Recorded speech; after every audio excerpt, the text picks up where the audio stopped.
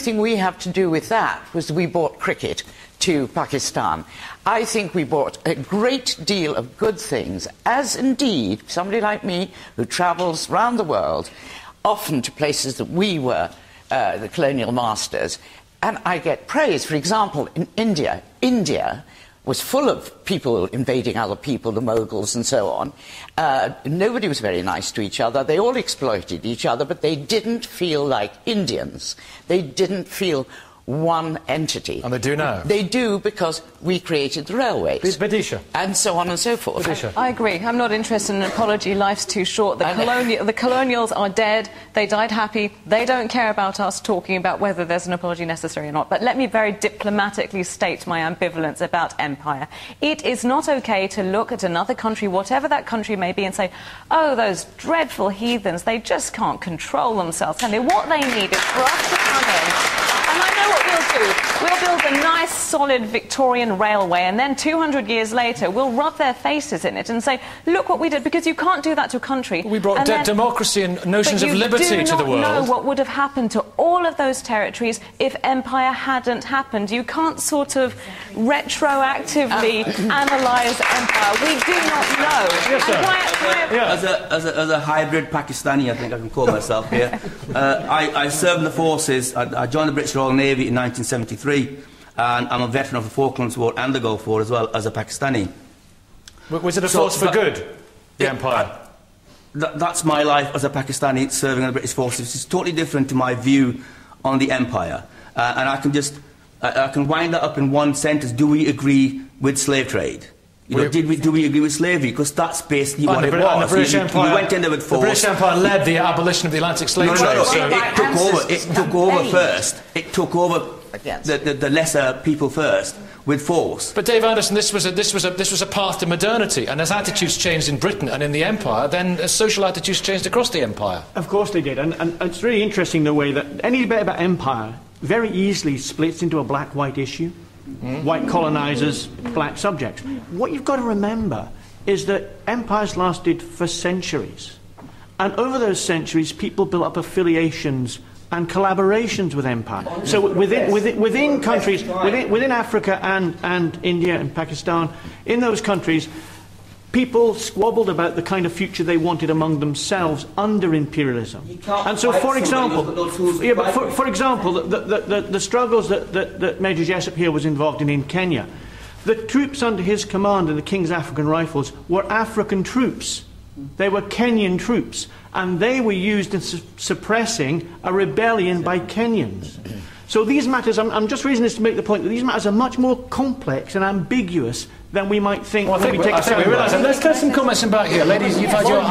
No, behind you, sir, the lady. Yes, I'm a member of the Jewish community, and I'm very pleased that this gentleman mentioned Burma, because some years ago I founded a charity to help the Burmese people, and lots of Burmese refugees in Liverpool, where I was living, came out of the woodwork, and they said what Anne Leslie's just said. They said this privately, that what the British had done, even though there'd been terrible atrocities as well, had brought them a language, and they were very, very pleased that people in this country, particularly Jewish people, had known what it was like, were helping. And the Dalai Lama also said that to me, that he was very pleased. Oh, high recommendation. So, yes, send him. We must Twitter him later on. Yeah, go on. Very little of this history lesson actually interests me. I think we should be looking forward. I mean, we share a common language. We have trading links with, some of the most important country in the world, the United States. Because of the empire? It is a former British entity, and I think if we continue our links, even 6 miles from here, Manchester, the Commonwealth Games, we saw the benefits of that.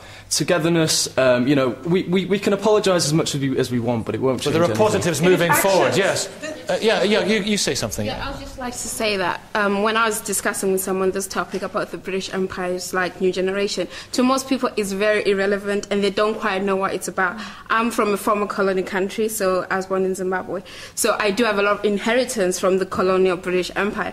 And I think what we should be doing is looking at these relationships to develop forward. But a lot of people would point to the empire and blame the empire for all their current ills. That's the Robert Mugabe thing, isn't it? Well, that is the thing. Robert Mugabe says it's all our fault, doesn't he? And that kind of lets him off the hook. Lawrence James.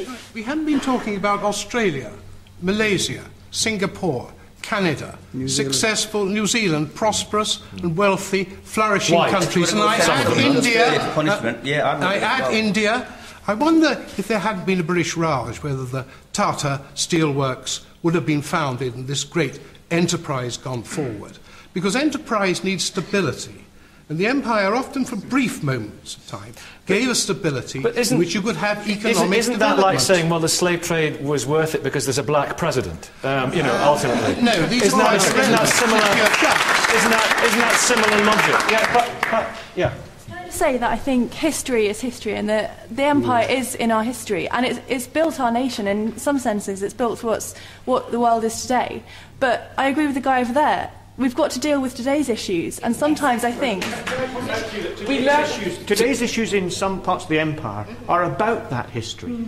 Yes, exactly. And okay, it's all right for us sitting in... But people need to move on, and leaders need to stop blaming the Indeed they British do. colonial legacy. I think one of the ways we could stop the Mugabes of this world doing that would be if Britain was to acknowledge more readily what happened in the past. It would spike Mugabe's guns. Our unwillingness to talk about it gives him a weapon. Okay, Rose. I think we do need to acknowledge the past, but we also need to move forward.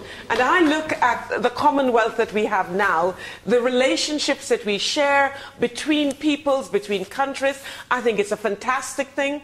Because of British Empire, we've given the Church of England a fantastic gift. There are churches up and down in the inner city that are full of people from other parts of the world who have come here. We've got the Archbishop of York. David Livingstone and others brought Jesus to Africa. No, Jesus was already there. you just coloured him British. You just coloured him and wrapped him up in British clothing. But he was already there. But so there are some wonderful things that we need to give thanks for. We're not saying that there were not atrocities, but we need to look forward and work together and build on the things that were good and put aside the things that we know are negative. And women in India no longer, thank God, throw themselves on funeral pyres. There are parts of the world where there is no longer stoning to death for adultery because of Britain. Ibrahim Mogwa. Well, I've been... There's still poverty, somebody said, but as Vidisha said, let's accentuate the positives.